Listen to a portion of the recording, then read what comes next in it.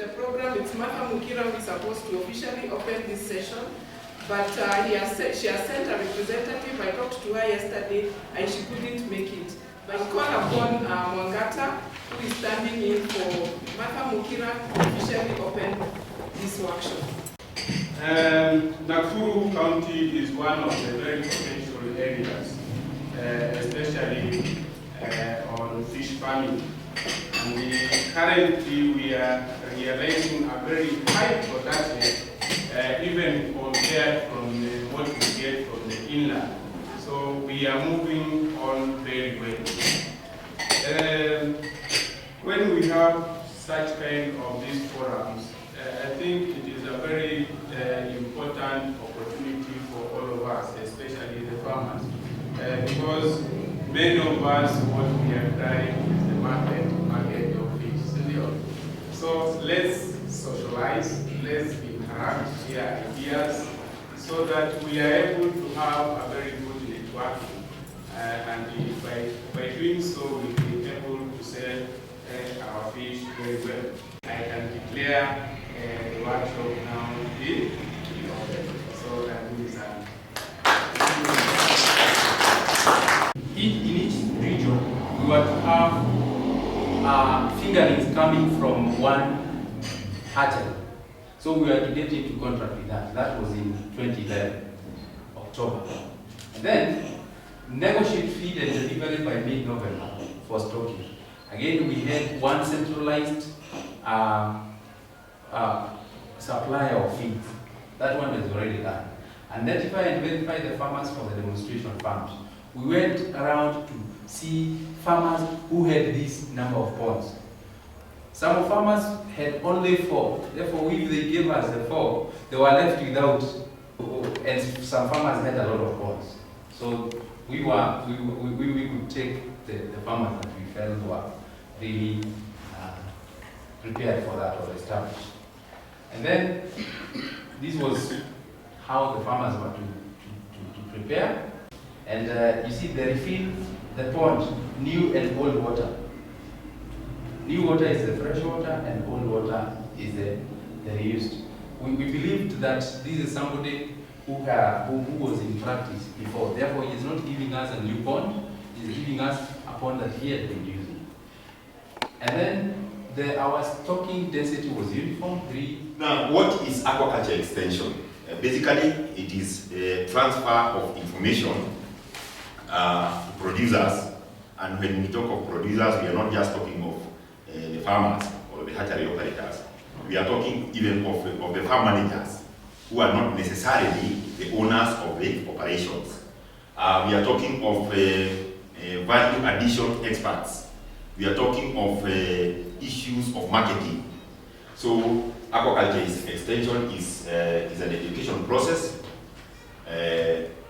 where scientific and technological knowledge of aquaculture is taken to the farmers, and not necessarily the farmers, as I am saying, to upgrade the existing operations and farm skills and other operations within their enterprises. Now, the areas of extension, the areas that we deal with mainly is technology for production, and this is where, in our case, best management practices come in. We talk of financial management, because again, since these are serious operations, the operators or the entrepreneurs need to have good knowledge of financial management. There is need for knowledge in processing, product enhancement, or value addition. And when we talk of product enhancement, we are even talking of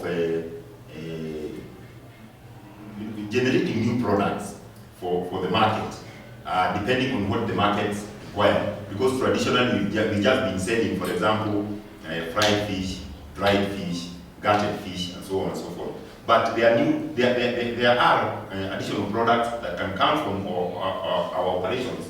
And these products, the producers need to know what they are and how they are generated, or how they are made. so that we can avail these products, new products to the market. And of course, it's a good way of diversifying their sources of incomes.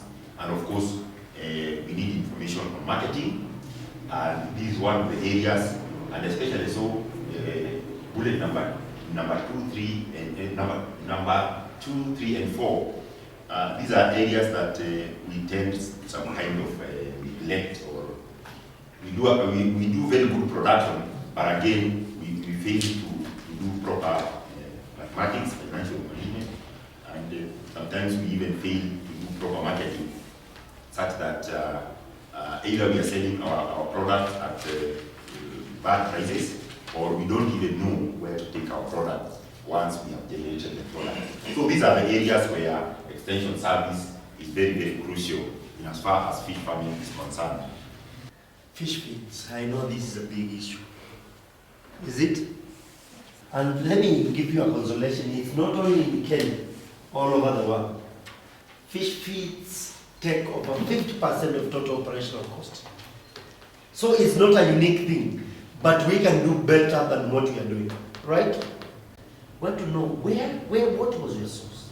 If the farm is making its own feeds, be it, tell us that. Whether you are buying from another person who is making the neighborhood, whether you're buying from a stockist, then we want to know where your feeds, commercial or cottage. Cottage is the farm-made feeds, right? Farm-made feeds, where you buy omena or chonga, mix with wheat bran and cotton seed cake, grind and make your own feeds. Let's eat that. Give as much information as possible. Then we want to be honest and tell us how much did it cost you? How much was a kilo? Was it 60 shillings, 50 shillings per kilo? Was it 100? Did you get it from the imported feeds from Jumbo or Scratch? I know we have tried a lot of things. Susan, I know we have tried a lot of things. If there is feeds from, I know we have feeds in this country from Norway, we have feeds from Denmark, we have feeds from Netherlands, Scratch, which is the biggest feed company in the world. Those feeds are around, but some are too expensive and we don't need them. Your record keeping is one thing. And I thought I should address only 2 issues today. One is record keeping, that will really influence your marketing. And the second one is clustering. Clustering or coming together or forming groupings, again addressed on marketing. I got a call from a farmer in Bungoma telling me I have 20,000 pieces of fish in my fish pond and I have no market. I said, have you talked with your county director? No. Have you called Kakamega office because there is the next county? No. Are you sure you have 20,000 pieces? Yes. What sizes are they? They are over 500 grams, all of them. I said, how did you know? Oh, I sampled. The challenge you have with your record keeping is you're not sampling your fish. You don't even know they're growing.